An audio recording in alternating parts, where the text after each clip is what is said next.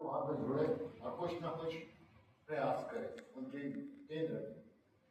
आज के कार्यक्रम का मुख्य आकर्षण, प्रमुख आकर्षण स्वस्थ शरीर में स्वस्थ मन का निवास करना है। ये मूलाधार। मैं श्री राजा बुरा जी, जिन्होंने वैकल्पिक व्यवस्था के द्वारा शरीर को स्वस्थ रखने के लिए, और आज हमें वो मार्गदर्शन देंगे कि अगर हमारा शरीर स्वस्थ है तो लंबे समय तक उसको और कैसे स्वस्थ रख सकते हैं, किन कार्यों को हम कर सकते हैं। हम अपने भोजन, व्यायाम और अन्य छोटी छोटी चीजों से जिसके कारण हम अपने स्वास्थ्य को संभाल नहीं पाते, उस पर वो मार्गदर्शन करेंगे। मैं अनुरोध करूंगा श्री राजा बुरा जी आए और हमें संबोधित करें। मैं सभी मंचस्थ अतिथियों को अनुरोध करूंगा कि सामने के स्थान में ग्रहण करें, ताकि राजा भाई विस्तार से अपने बारे में बता पाए। मैं शैलेश गुलशन जी से 1 मिनट के लिए अनुरोध करूंगा कि एक बार आए और राजा भैया के बारे में बताएं, जब तक वो आ रहे हैं। शैलेश आप विस्तार से बताइए भैया के बारे में।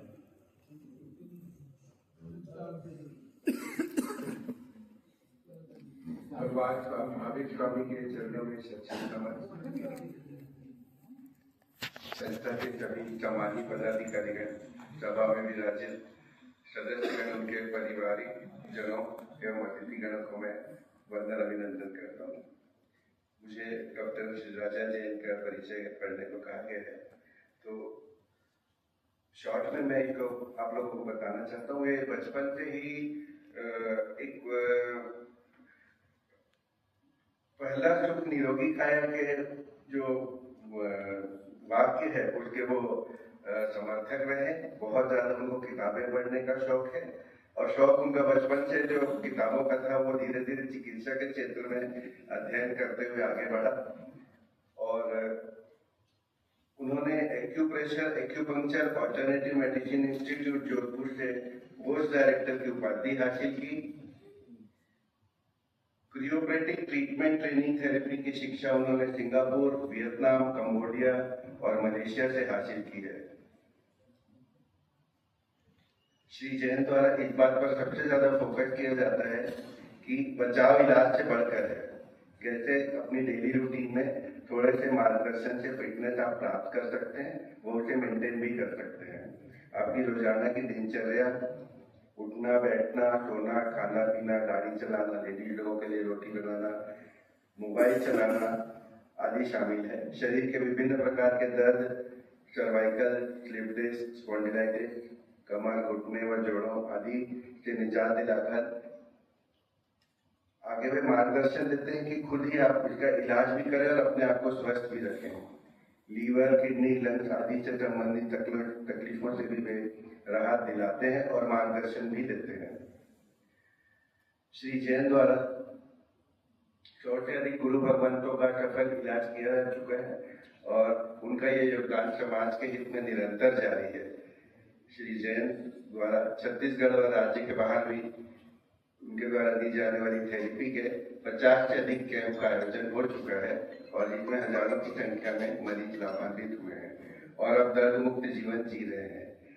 श्री जैन द्वारा दी जाने वाली कुछ विशेष थेरेपी है: नाभि सेटिंग अलाइनमेंट, विशेष दर्द निवारक थेरेपी, कमर दर्द में disc setting, sinus oxygen blood circulation therapy, alternate medicine therapy, lifestyle tips, neurotherapy आदि। इसके बारे में श्री जैन आपको विस्तार से बताएंगे।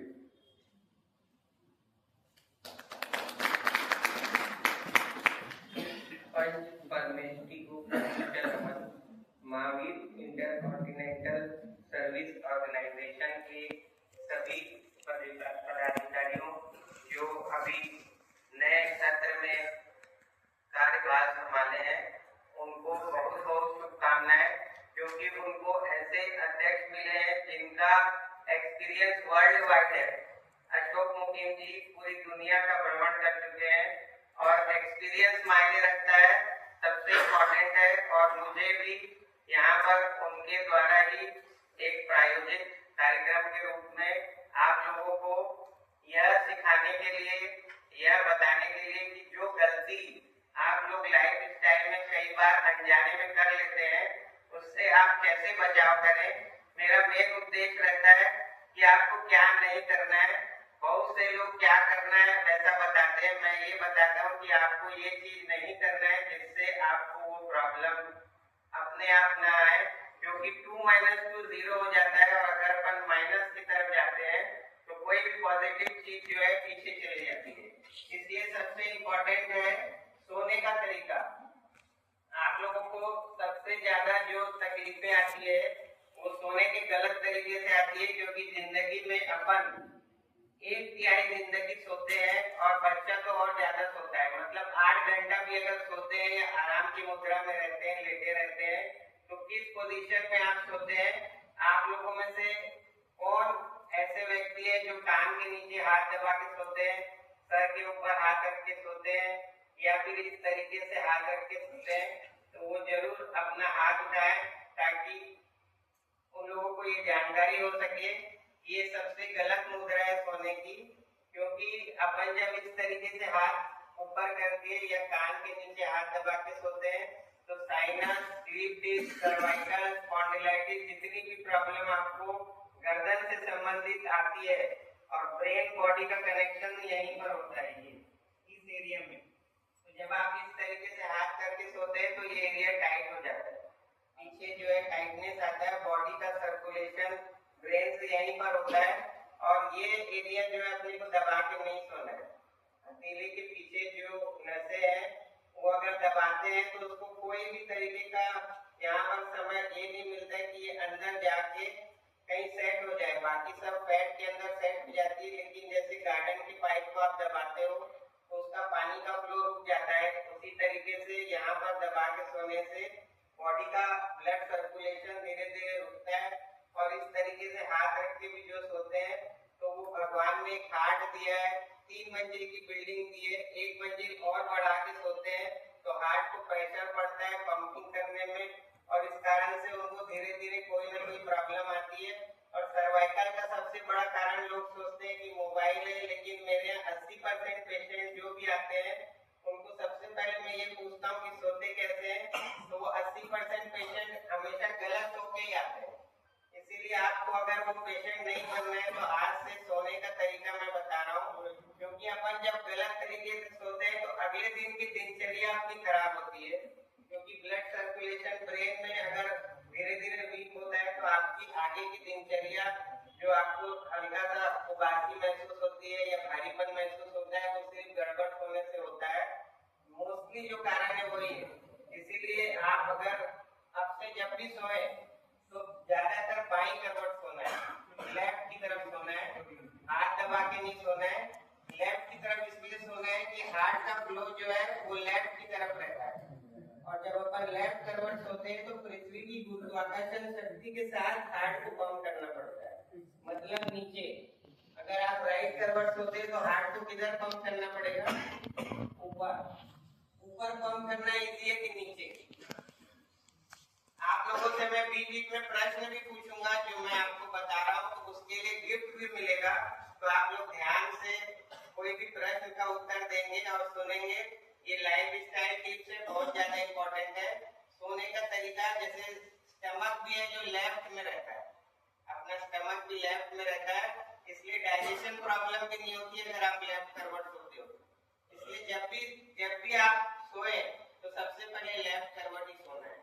अब आप जैसे दिनचर्या में आगे चल रहे हैं सो के उठने का, जब आप सो के उठते हैं तो सबसे बड़ी आप गलती क्या करते हैं कि तुरंत उठ जाते हैं। उसमें आपको सिर्फ 10-15 सेकेंड अपनी उंगलियों को, अगर आपके पास समय नहीं है तो सिर्फ 15-20 सेकेंड 25 सेकेंड अपने पैर की उंगलियों को हिला के ही उठना है, क्योंकि जब आप तुरंत उठ जाते हैं तो अपना नींव जो तलवा है, जो पैर है, उसमें ब्लड सप्लाई नहीं आ पाती, क्योंकि रात भर में ब्लड सर्कुलेशन वीक रहता है, ऑक्सीजन लेवल भी शरीर का रात में डाउन रहता है। इसलिए थोड़ा सा अगर उंगलियों को हिला के अगर तुरंत आप उठते हैं तो आपके पैर में जान आ जाएगी, और शरीर का जो वजन है वो किसको झेलना पड़ता है, सबसे ज्यादा तलवे को झेलना पड़ता है, और ब्लड सप्लाई वहीं से ऊपर आती है। इसलिए सो के उठने के लिए आप ये जरूर, ये बहुत इंपॉर्टेंट टिप्स है, उसको आप ध्यान रखेंगे। और जब आप उठने के बाद वॉशरूम जाते हैं तो ये भी एक इम्पोर्टेंट टिप्स है। ये वर्ड में आपको शायद ही कोई बताएगा, ये मैंने अपने दिमाग से इसको इन्वेंट किया है कि जब वॉशरूम में आप बैठते हैं तो इंडियन टॉयलेट आजकल करीब करीब खत्म हो गए, ज्यादातर लोग वेस्टर्न टॉयलेट में बैठते हैं। तो वेस्टर्न टॉयलेट में भी इंडियन टॉयलेट जैसा बेनिफिट कैसे प्राप्त करें, उसके लिए ये अभी आप सभा में भी बैठे हैं तो आपको इस तरीके से बैठना है, एड़ी नीचे पंजा ऊपर, एड़ी नीचे पंजा ऊपर। ये आपकी फ्री की एक्सरसाइज हो रही है। दोनों एड़ी नीचे, पंजे को खींच के रखना है, पिंडली में खिंचाव आएगा और ये मूलाधार चक्र एक्टिव होगा। तो आप इंडियन टॉयलेट में कभी जब आप बैठते थे और अब वेस्टर्न टॉयलेट में बैठते हो, सेम बेनिफिट आपको, सेम खिंचाव आपको महसूस होगा। आप ट्राई करके देखिए। अभी आपको कहीं पर भी आपको बैठना है, जैसे कोई कार्यक्रम में बैठना है तो आज से इस तरीके से ही बैठना है, क्योंकि जिंदगी भर आगे होते हैं पर पीछे की एक्सरसाइज होती नहीं। पंजा पीछे कभी नहीं जाता है, ये टाइट हो जाती पिंडली, इसलिए घुटने का दर्द, कमर का दर्द, साइटिका सेटिंग होती है। हम लोग इस तरीके से पीछे करके पेशेंट की सेटिंग करते हैं। जब कोई प्रॉब्लम में आता है, कमर दर्द में आता है, तो इस तरीके से उंगली दबा के पेशेंट को सेट करते हैं, क्योंकि साइटिका टाइट हो जाती है। इसलिए आपको वॉशरूम में अगर आप बैठते हैं कभी भी तो इस मुद्रा में बैठना है। कहीं पर भी फ्री समय मिले तो यही मुद्रा में बैठना है। घर में भी, ऑफिस में भी, कहीं पर भी समय मिले तो ये मुद्रा ध्यान रखना है। इसके लिए कोई भी समय एक्स्ट्रा नहीं दे रहे हो। मैं जो भी चीज आपको बताऊंगा उसमें कोई भी 1 मिनट का भी एक्स्ट्रा समय आपको नहीं लगेगा। लाइफ स्टाइल में आपको वो चेंजेस करके एक्सरसाइज करना है और ये मुद्रा में वॉशरूम में बैठना है। ये अपान मुद्रा, इससे पेट साफ होता है और शरीर की सबसे ज्यादा जो बीमारियां होती है वो वायु के कारण होती है, टाइटनेस के कारण होती है। तो ये पेट साफ होता है। 100 से ऊपर बीमारियां कॉन्स्टिपेशन से होती है। इसलिए सबसे इम्पोर्टेंट ये मूलाधार चक्र को एक्टिव करती है। पुरानी अपनी विधि है और वो विधि क्यों है, क्योंकि उस एरिया में ब्लड सप्लाई बढ़ती है जिस तरफ आप वो मुद्रा लगा के बैठते हैं। तो आपको अगर कोई और प्रॉब्लम है शरीर में तो मुद्रा विज्ञान सर्च करिए नेट में और उस मुद्रा में आपको बैठना है। मोबाइल जब देखते हैं तब भी ये मुद्रा में बैठना है।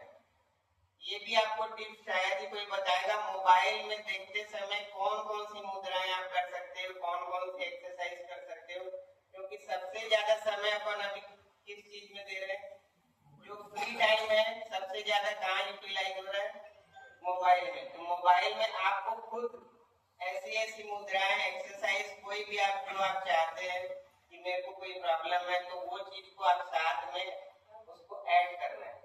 हमेशा ध्यान रखेंगे कि जो मोबाइल देखते समय ये मुद्रा हार्ट के लिए चाहिए तो ये मुद्रा, लेफ्ट हैंड की छोटी उंगली की टिप्स, ये हार्ट की एक ही लाइन है जो लेफ्ट में गई है, बाकी सब इनसाइड है। लेफ्ट हैंड की छोटी उंगली की टिप्स में से दबा के मोबाइल देखना है।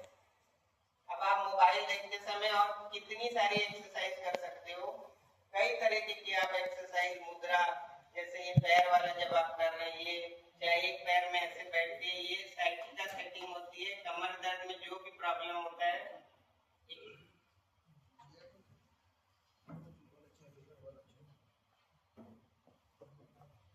चेयर ठीक है।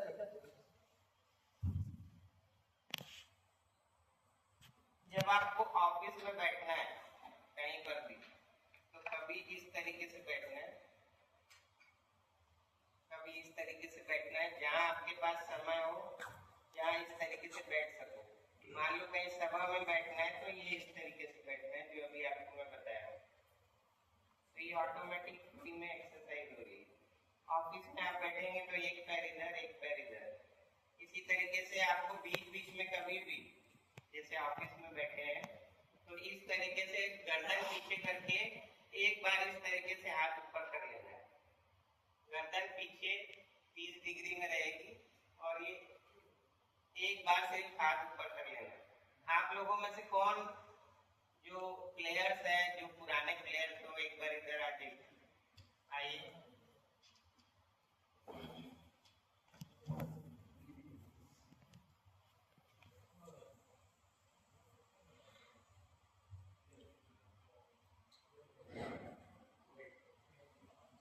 आप कौन कौन से गेम खेलते थे? Cricket, volleyball, football. ये जो बेस्ट गेम खेल रहे हैं एक्सरसाइज के लिए वो वॉलीबॉल और फुटबॉल है, क्योंकि वॉलीबॉल में ऊपर की एक्सरसाइज होती है, फुटबॉल में नीचे से खिंचाव आता है।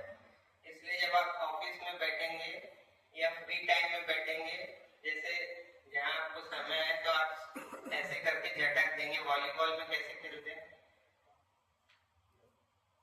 बस ये जो हल्का सा जो ट्विस्ट आया बॉडी में, तो ये गैस रिलीज हुई, जो कटका निकलता है वो गैस्ट्रिक प्रॉब्लम रहती है।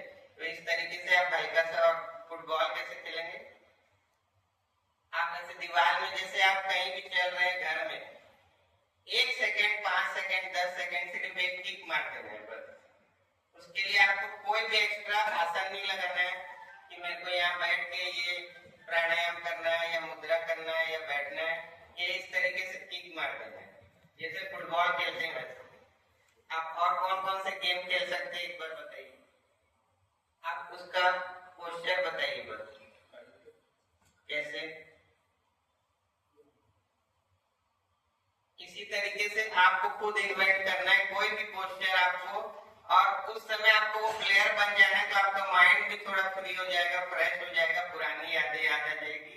ऐसे बैठ के या खड़े होके सिर्फ शॉट मारते हैं। घर में तो आप ये कर ही सकते हो, क्योंकि घर में 2 4 5 घंटा तो आदमी बिताता ही है ऑफिस के अलावा। फुटबॉल में सिर्फ किक मारते हैं। और पीछे की एक्सरसाइज कौन सी करेंगे, अभी जो मैंने आपको टिप्स बताया था पीछे की एक्सरसाइज, उसका आंसर कौन देगा, वो कैसे बताया था मैंने, किस तरीके से बताया था, कितने डिग्री में बताया था, आप आइए।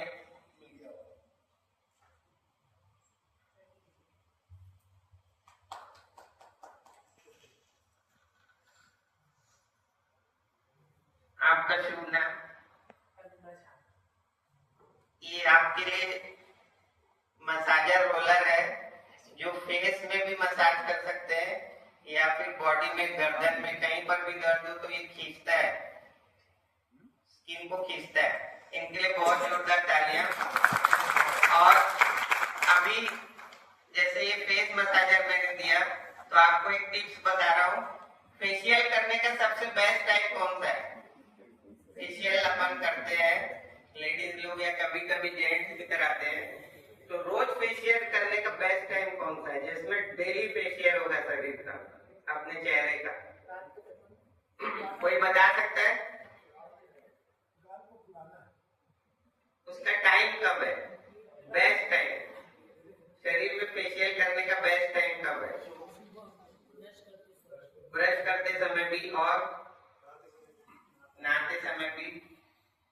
मैं आपको बता रहा हूँ एकदम परफेक्ट टिप, फेशियल करने का सबसे बेस्ट टाइम है खाना खाने के बाद।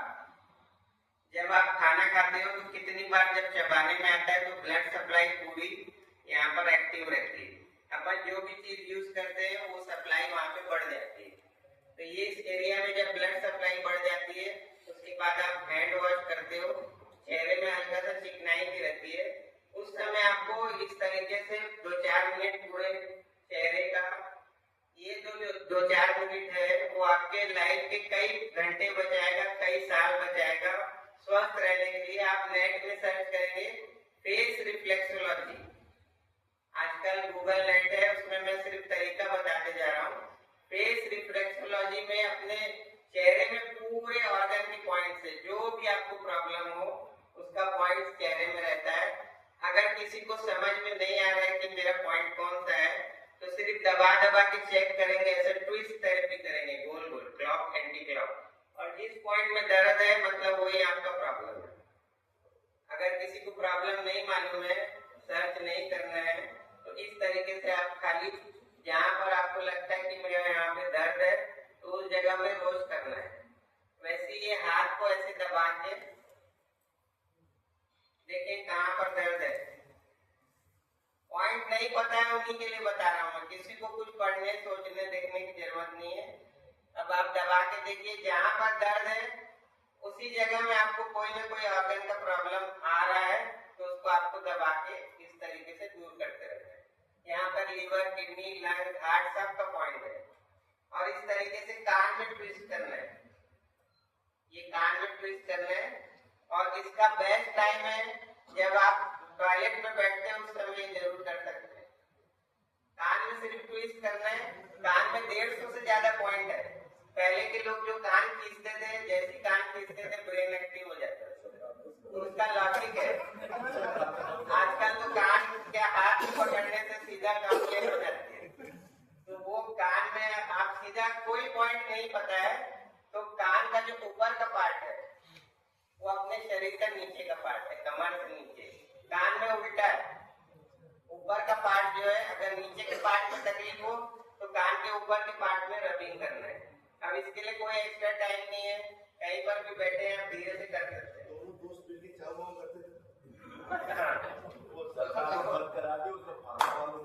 अब कान में मैं जो बताया हूँ, कान के लिए वो कैसे ट्रेस करना है, कौन बता सकता है कान की पॉइंट? अभी तुरंत बताया था मैंने, बताइए पूरा लॉजिक बताइए। मुश्किल से 25 सेकंड लगेगा। ऊपर का पॉइंट को दबाना है, उससे नीचे का पार्ट जो है वो, हाँ, इसके आपके जोरदार डालिए। और नीचे का पॉइंट दबाएंगे तो नीचे का पॉइंट दबाएंगे तो ऊपर के पार्ट। ये आपके लिए मेरे हिसाब से ये दुनिया का सबसे टॉप इक्विपमेंट है शरीर के लिए। और इसका जो सही उपयोग करते हैं भाई अशोक मुकिम जी, ये बिना इसको करे घर से बाहर जाते ही नहीं, ऐसा इनका कहना है। मतलब कि 70-80% टाइम तो ये महीने में रोज इसको एक बार यूज कर ही लेते हैं। एक बार इसको चलाइए, इसको बैक में चलाना है, पीठ में चलाइए। ये मेरा पुत्र है, ये भी इसी फील्ड में है। ये मास्टर डिप्लोमा इन कायरोप्रैक्टिस। हमारे यहाँ मेन थेरेपी होती है, कटका निकालते हैं शरीर का, उससे पूरा अलाइनमेंट खींच के बराबर करते हैं। उसके साथ पैर से करते हैं न्यूरोथेरेपी, कपिंग, एस्ट्रोपैथी, कायरोप्रैक्टिस, ऐसे बहुत सारी थेरेपी का मिक्सचर है, ऑयल कपिंग। और मेन जो है, मेरा उद्देश्य रहता है कि वो क्या गलती कर रहा है और रूट कॉज पकड़ के वो पहले खत्म करना है, ताकि ट्रीटमेंट का सक्सेस खुद ही अपने आप पैदा कर। ये इस तरीके से ये रबिंग करना है। जितना भी समय मिले, 5 मिनट, आधा मिनट, 1 मिनट। अब जिसके पास ये इक्विपमेंट नहीं है वो क्या कर सकता है बताइए? तो टॉवेल कौन सा लेना पड़ेगा? आपके बाथरूम में एक पतला वाला टॉवेल रखता है इसी के लिए स्पेशल, और उसको ऐसे गोल गोल गुलमेट के रस्सी जैसा बना के रखना है, ताकि जब आप वॉशरूम के बाद अगर ये रबिंग करते हैं सिर्फ 4 मिनट, तो आपके जिंदगी के कई साल जो बीमारी के आने वाले थे वो ऑटोमेटिक दूर चले जाएंगे, क्योंकि रीढ़ की हड्डी अपना सेकंड ब्रेन है। अब मान लो कोई ऐसा टॉवेल लपेट के भी किसी को आलस आता है कि मैं वो सब नहीं कर सकता, ठीक है, सुना था उस समय मेरे को समझ में आ रहा था, लेकिन अभी मेरे पास उसका भी टाइम नहीं है, तो आप जो भी टॉवेल यूज करते हैं उसको यहाँ पे सबसे ज्यादा देर चलाना है, चाहे किसी भी तरह का टॉवेल यूज करें। ये सबसे मेन पॉइंट है। बॉडी का, ब्रेन बॉडी का क्रॉसिंग यहीं पर है। इधर की बॉडी का कंट्रोल इस ब्रेन से होता है, उधर की बॉडी का कंट्रोल इस ब्रेन से होता है। जब पैरालिसिस होता है किसी को, अगर लेफ्ट में पैरालिसिस होता है तो कौन सा ब्रेन इफेक्ट होता है? तो ये क्रॉसिंग एरिया है। तो जो मैं बताया था, ऐसे गड़बड़ जो होते हैं, ये क्रॉसिंग एरिया टाइट हो जाता है। हम लोग इसी का ही में ट्रीटमेंट करते हैं। और ये वेगस नर्व है राइट में, ये यहाँ बाल खत्म होते हैं, ये नाभि के नीचे तक जाती है, इसीलिए यहीं पर रबिंग करना है आपको टॉवेल से। और नहाने के समय बाथरूम में कोई ना कोई ऑयल रखना है, उसको नाभि में लगाना है, और सबसे पहले नाभि में पानी डालना है। और कोई ना कोई, आजकल तो शावर आ गया, शावर से नाभि में आप पूरे अच्छी तरीके से नाभि को सेट कर सकते हैं। और मोबाइल देखते समय नाभि को कैसे सेट करना है, अगर खाना खाने के बाद 2-3 घंटे बाद मोबाइल देखना है तो उल्टा लेट के हल्का हल्का ट्विस्ट होना है, उल्टा लेट जाना है और हल्का हल्का ट्विस्ट होना है ऐसे। तो ये नाभि में गैस रिलीज होती है और ऑटोमेटिक नाभि सेट होती है। अब नाभि एक स्थान है, पुराने लोग इसको नाभि सेटिंग के रूप में बोलते थे, लेकिन आजकल जो है वो नाभि सेटिंग की जगह आपको पीछे से डायग्नोसिस करते हैं एमआरआई में। एमआरआई में आपको L4, L5, S1 में प्रॉब्लम बताते हैं, तो वो पीछे से डायग्नोसिस होता है इस तरीके से। तो आप पीछे से नाभि सेटिंग कैसे सेट कर सकते हैं? कमर का अलाइनमेंट करना है, जितनी भी एक्सरसाइज करना है आपको कमर की करना है और ये पीछे होके करना है। अभी जो मैं आपको बताया था ये एक्सरसाइज, ये करिए, ये देखिए, ये जो कर रहे हैं इसमें सिर्फ एक ही चीज का ध्यान रखना है, जब हाथ ऊपर उठाते हैं तो गर्दन पूरी पीछे रहना चाहिए 30 डिग्री, और ये वाला किसी भी हालत में मुड़ना नहीं चाहिए।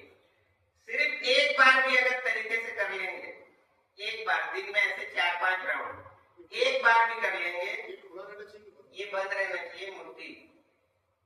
सिर्फ बैठे बैठे एक बार करना है, जरूरी नहीं है कि उसको 10 बार करेंगे तभी रिजल्ट आएगा।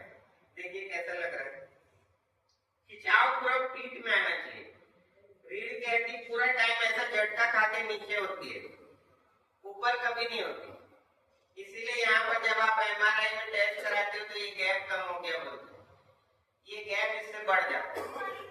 ये भी टेक्निक आपको, ये 30 डिग्री में ऐसे हाथ उठाने की टेक्निक ये मेरे द्वारा इन्वेंट करिए, ये भी आपको शायद ही कहीं मिलेगी। और इसके लिए आपको सिर्फ कितना सेकंड लग रहा है?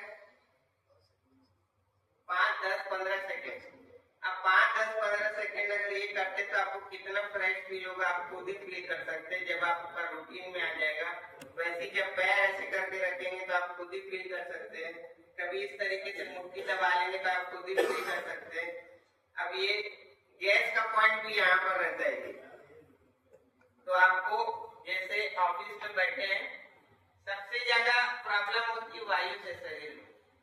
ऑफिस में बैठे हैं तो इस तरीके से पैर करके, या लेडीज लोग बिछिया पहनती है अंगूठे में, या नाभि सेटिंग के लिए आप कुछ ना कुछ पहनाते थे पुराने लोग, उसी जगह में जो जड़ है ये, इसमें सिर्फ ऐसा 20 बार घुमा देना, ट्विस्ट कर देना है बस।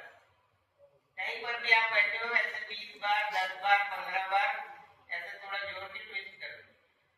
ये पॉइंट में हम लोग हमारे सेंटर में ये पॉइंट को ऐसे ट्विस्ट कर करके गैस रिलीज करवाते हैं बॉडी में। तो ये आप खुद ही कर सकते हैं ट्रीटमेंट अपना। ये सबसे इम्पोर्टेंट पॉइंट है, अंगूठे की जड़ और दोनों पैर का करना है।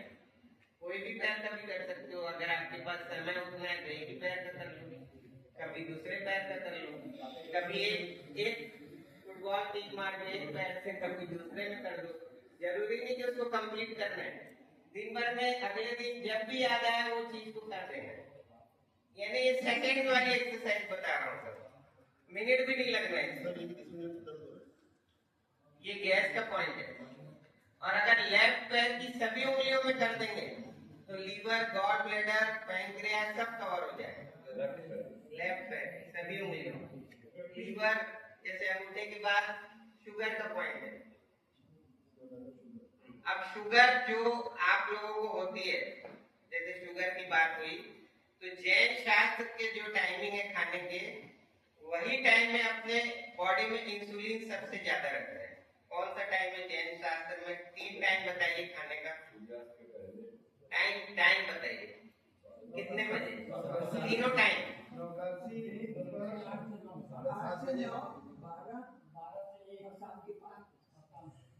आइए आप।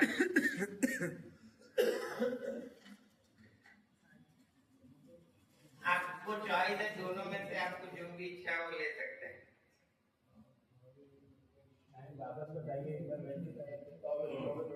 आप बताइए आप क्या टाइम है?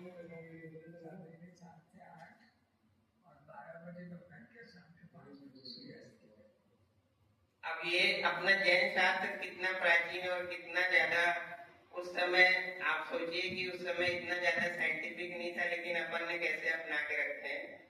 आप मद्रास में, बॉम्बे में, बड़ी बड़ी सिटीज में जब डॉक्टर से कंसल्ट करेंगे तो उन लोग बोलेंगे यही टाइम में खाना जरूरी है, शुगर वालों को। अब जो प्रॉब्लम आप किसी पेशेंट को लेके जाते हो और वहां पर आपको बताया जाता है कि ये नहीं करना है, ये करना है, तो उस बीमारी से बचाव के लिए भी आपको पहले से वो चीज को अपनाते रहना है।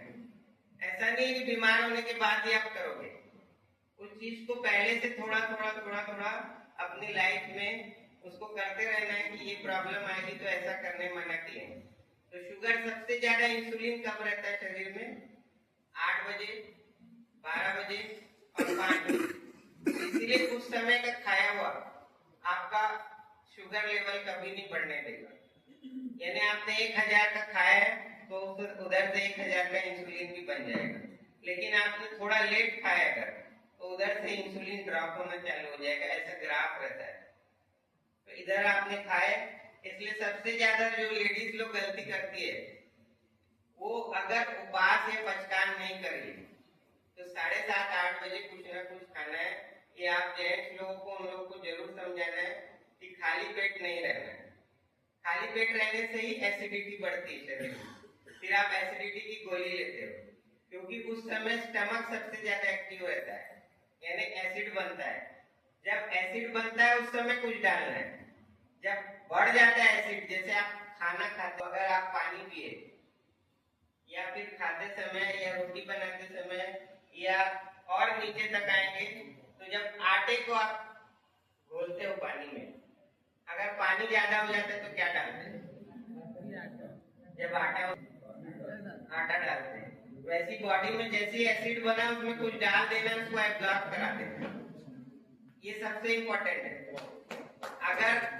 अगर आपने उसके बाद डाले, एसिड बढ़ गया, तो जैसे कौवे की कहानी आप सुने, मटकी में पत्थर डाले पानी ऊपर आ गया, वैसे छपाक से आपने एसिड में कुछ डाले, एसिडिटी ऊपर आएगी, फिर आपको लगता है मेरे को एसिडिटी हो रही है, लेकिन वो एसिडिटी आपने खुद ने पैदा की होगी। लेकिन कोई अगर पचकान उपास करता है, वो पचकान उपास का भी पहले से ले लेना है, 1 दिन पहले से। ज्यादातर लोग ये गलती करते हैं कि सुबह उठने के बाद पचकान लेते हैं। उसमें क्या है, अपनी बॉडी की मशीन चालू हो जाती है, ब्रेन को पता है आज कुछ मिलेगा, आपने बाद में रोका है। इसीलिए उपवास पचकान के समय एसिडिटी नहीं बढ़ेगी अगर आप पहले से लोगे। पहले से आपको पता लगे कुछ मिलना नहीं है तो एसिड रिलीज होना बहुत कम हो जाएगा। इसलिए वो गलती कभी कोई नहीं करेंगे कि उपवास पचकान आप ऐसे लेते जाए लाइन से, जब उसका समय ऐसे नहीं, पहले से लेना है। अब जो खाना खाने में सबसे बड़ी गलती करते हैं अपन, वो क्या करते हैं, खाना कैसे खाना चाहिए? कोई बता सकता है खाना कैसे खाना चाहिए? चबा चबा के खाना चाहिए। अब चबा चबा के कितने लोग खा पाते हैं? 32 बार। कोई नहीं खाता है। अब उसका एक छोटा सा सब्स्टिट्यूट मैंने निकाल दिया है, ये भी टिप्स आपको शायद ही कहीं मिलेगा। आपको रोटी का कवर छोटा हो गया वो चल जाता है, लेकिन किडनी में ऐसा नहीं होता है। इसलिए किडनी एसिड अल्कलाइन बैलेंस करती। किडनी, लीवर, लंग्स और पसीना, ये 4 रास्ते से अपने शरीर का कचरा बाहर होता है। तो ये किडनी, लीवर, लंग्स और पसीना, इसको कैसे अपने को बचाना है? लीवर सबसे इंपॉर्टेंट ऑर्गन है, हार्ट से भी ज्यादा। 500 से ज्यादा फंक्शन लीवर करता है शरीर में। तो लीवर का सबसे टॉप फूड होता है आंवला, विटामिन सी। अब विटामिन सी के बारे में आपको कोरोना के समय सबने समझ चुके हैं कि विटामिन सी की गोली क्यों लेते थे, बताइए। इम्यूनिटी बूस्ट करता है और प्रतिरोधक क्षमता रखता है और एकदम गहराई से बताइए विटामिन सी क्या करता है। अब आप सबसे शुरू के स्टेप से चलेंगे। जब आप गहरी सांस लेते हैं, ये योगा कौन करता है? आइए, योगा वालों के लिए स्पेशल टिप्स है, साथ में इसको जोड़ना है जो मैं बता रहा हूँ। आप गहरी सांस लेते हैं, योगा करते हैं। अब आपने 1000 बार गहरी सांस लिया, अनुलोम विलोम किया, प्राणायाम किया, पूरा सिलेंडर भर लिया, खोल निकाल लिया, बाहर कर लिया। अब इस ऑक्सीजन को आगे लेके कौन जाएगा? हीमोग्लोबिन जो रहता है हमारा, हीमोग्लोबिन क्या करता है, ऑक्सी हीमोग्लोबिन कहलाता है, जैसे हम उसको लेते हैं। लेकिन हीमोग्लोबिन को भी करने के लिए विटामिन सी जरूरत है, क्योंकि जो आरबीसी रहता है उस आरबीसी को बनाने के लिए विटामिन सी जरूरत है। तो विटामिन सी प्लस प्रोटीन ये सारी चीजें उसको ये काफी कुछ बता रहे हैं सही, लेकिन मैं एकदम गहराई से परफेक्शन बता रहा हूँ। जैसे आप ऑक्सीजन लेते हो तो उसको आगे लेके जाता है रेड ब्लड सेल, जो ब्लड टेस्ट आप कराते हो उसका कैरियर है वो ऑक्सीजन का, और रेड ब्लड सेल जाके छोड़ता है आयरन के पास। इसलिए लोहे की कढ़ाई में कभी कभी सब्जी बनाना है, आयरन रिच फूड जरूर सर्च करके खाना है। आयरन से इंपॉर्टेंट कुछ नहीं है। और आयरन को भी कौन होल्ड करके रखता है? वो है विटामिन सी। आयरन को एब्जॉर्प्शन के लिए विटामिन सी बाइंडर है, बाइंडर है, होल्ड करके रखता है, बाइंडर है।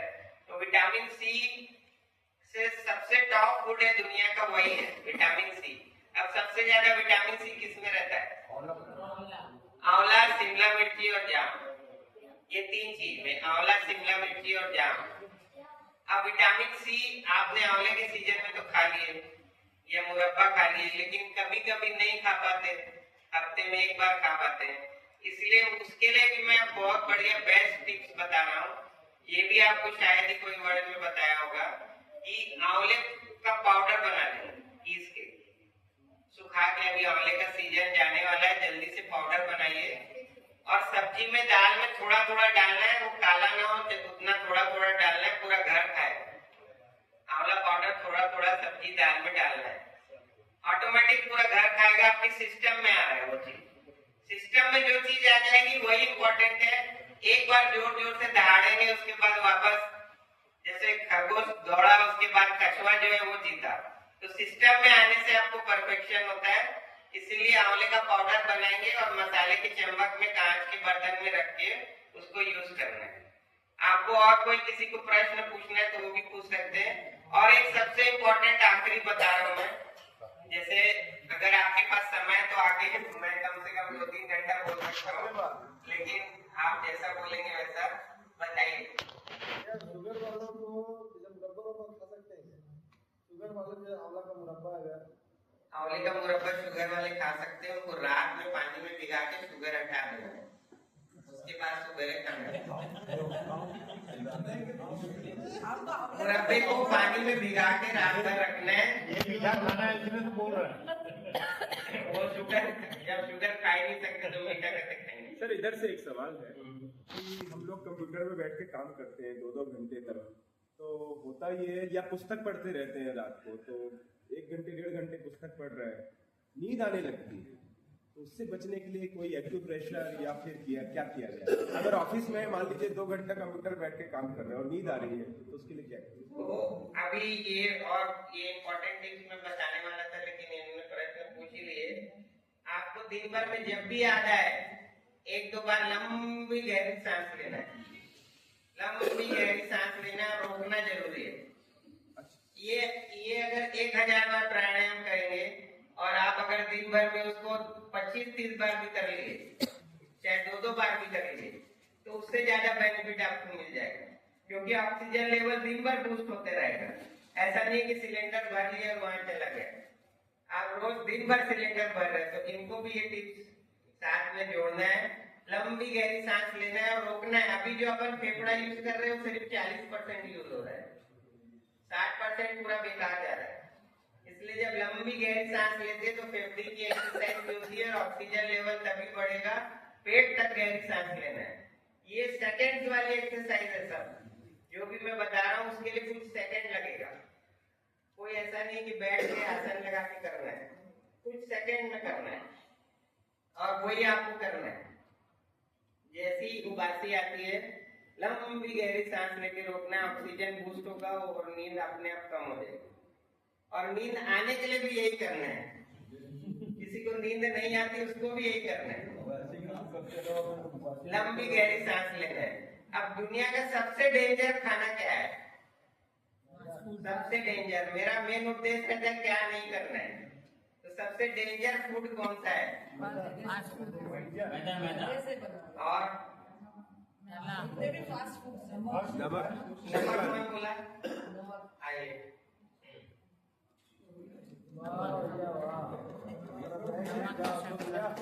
आप देखिए कौन दोनों में क्या। एक तो आई है सबसे डेंजर खाना नमक है। क्यों? क्यों है डेंजर? साइंटिफिक रीजन क्या है? देखिए अब उतना समय कम है, मैं बताते जा रहा हूँ। उसका फॉर्मूला क्या होता है? NaCl मतलब सोडियम क्लोराइड। सोडियम क्लोराइड अगर ज्यादा लेते हो तो आप जैसे कोई जानवर को जमीन में गड़ाते हो तो क्या डालते हो? क्या होता है? हड्डी गलती है। आप सोडियम क्लोराइड ज्यादा लोगे तो आपकी हड्डी क्या होगी? कैसे गलेगी? उसका जो क्लोराइड है एक्स्ट्रा जा रहा है वो कैल्शियम को क्या बनाएगा? कैल्शियम क्लोराइड बना के किडनी से निकालेगा। और वही टेस्ट आप हॉस्पिटल में कराओगे और आपको वही बैलेंस करके भेजेंगे। सेम चीज आपको किडनी का बैलेंस बना के भेजेंगे। हार्ट के लिए क्या जरूरी रहता है?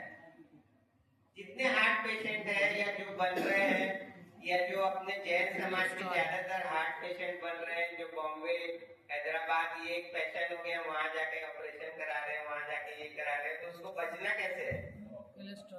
तो क्या करता है? मैग्नीशियम हार्ट के लिए जरूरी रहता है, तो नमक क्या करता है? उसको मैग्नीशियम क्लोराइड बना के चोरी कर लेता है ऑटोमेटिक।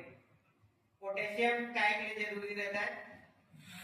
लंग्स के लिए, किडनी के लिए, अपनी बॉडी के लिए पोटेशियम नसों के लिए जरूरी रहता है। उसको क्या बना देता है?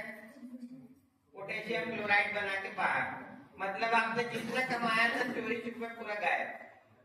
अब आप कितना अच्छे से अच्छा खा लो, सोडियम क्या करेगा? Sodium chloride. बहुत कम लोग ऐसे रहते हैं जिसको सोडियम की कमी रहती है, उनको भी घोल घोल के नमक नहीं पीना है। सूप में कोई चीज में डाल के लेना है जिसको सोडियम की कमी है। जो जल्दी जल्दी ऐसे घोल घोल के डायरेक्ट नमक पीते हैं। मैं 10 साल की उम्र से ये सब हेल्थ की फील्ड की बुक्स पढ़ रहा हूँ, तो मैं आज तक ना दही बड़े में कभी नमक खाया, ना ऊपर सलाद में डाल के नमक खाया। मतलब नमक ऊपर का तो टोटली बंद। क्या करता है नमक, आप समझ गए? जितने भी नमक हो सब एक दूसरे के भाई में है। उसका क्लोराइड तो सब में है ना। कोई कम नुकसान करेगा, कोई ज्यादा करेगा। इसीलिए नमक के बारे में ये लिखा है किताबों में, 100 साल के लिए इतना नमक दिए, जितने दिन में खाओ उतने जल्दी बीमार हो। क्वांटिटी फिक्स है, आपको कितने जल्दी खाना है उतने जल्दी बीमार होगा। और शोले की पिक्चर कौन देखा है? शोले, उसका क्या डायलॉग है नमक के लिए?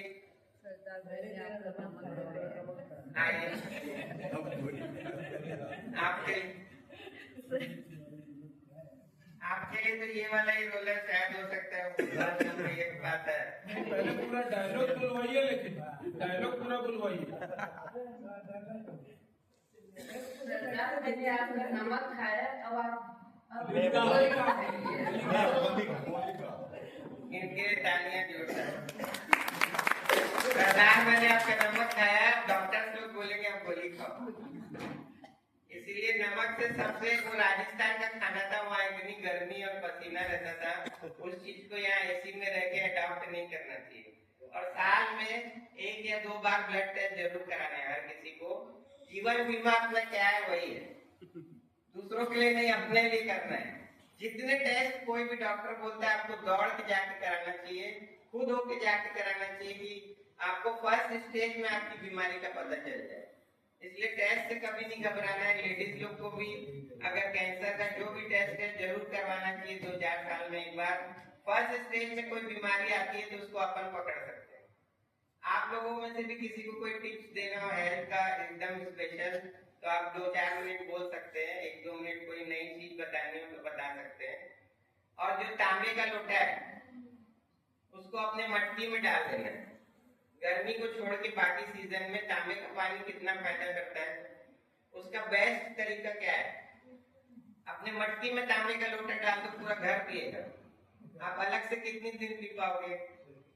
इसलिए सिस्टम में वो चीज करना है। और लेडीज लोग जो खाना बनाते हैं उस समय एक्सरसाइज वहीं पे कर लेना है। इस तरीके से पीछे एक्सरसाइज कर लेना है, ऐसे झटक लेना है, ऐसे ऊपर कर लेना है, इस तरीके से दीवार पकड़ के।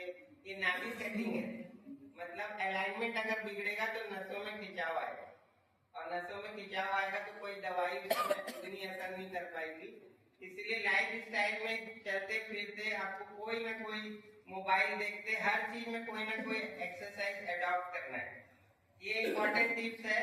आप अपने मन से कुछ ना कुछ करते रहो। ऐसा नहीं है कि मैं अलग से आसन लगा के करूँगा। तो आज के लिए सिर्फ इतना ही। अगर आप लोगों में से किसी को 1-2 मिनट कुछ बोलना हो तो जरूर बोलिए। समय हो गया लाइफ स्टाइल पे इतना अच्छा मार्गदर्शन, इतनी इजी टिप्स जिसको आप कहीं भी बैठ के कभी भी किसी भी अवस्था में कर सकते हैं और उसका सदैव सदा आपको लाभ मिलेगा, तुरंत लाभ मिलेगा। लाभ जो मिलना है वो जीवन काल के लिए, 1 दिन के लिए 2 दिन के लिए नहीं। मैं मोतीलाल ओसवाल को बुलाऊंगा, आमंत्रित करूंगा कि आए और श्री राजा बुरा जी का सम्मान करें। मेरे YouTube चैनल है विशेष थेरेपी के नाम से 300 से ज्यादा वीडियोस है उसमें लाइफ स्टाइल के। मेरा एक वीडियो 80,000 व्यू हो गया YouTube में। अब 1 लाख हो जाएगा, आपके बाद 1 लाख हो जाएगा। हमारे कोषाध्यक्ष संजय गिरिया जी को मैं आमंत्रित करता हूँ कि आए और राजा बुरा जी का स्वागत करें। मुख्यमंत्री स्मृति जन प्रदान करें।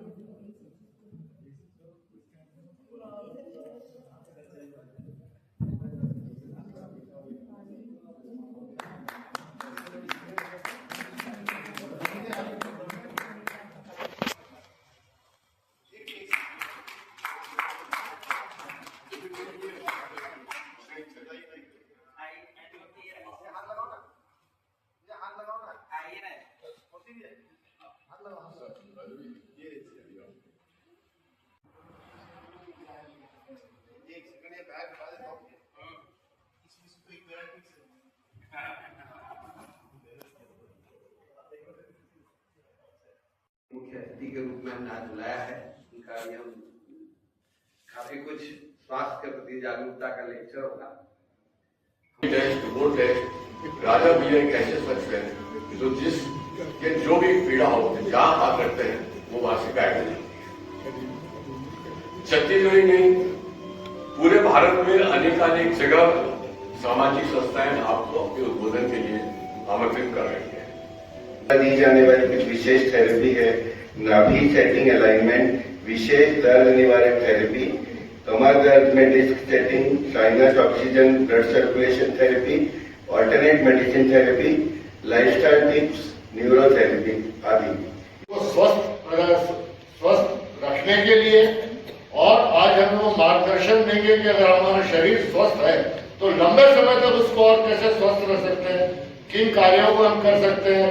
हम अपने भोजन, व्यायाम और अन्य छोटी छोटी चीजों से जिसके कारण हम अपने स्वास्थ्य को संभाल नहीं पाते, उस पर वो मार्गदर्शन करेंगे। मैं अनुरोध करूंगा श्री राजा भोला जी की आए और हमें संबोधित करें।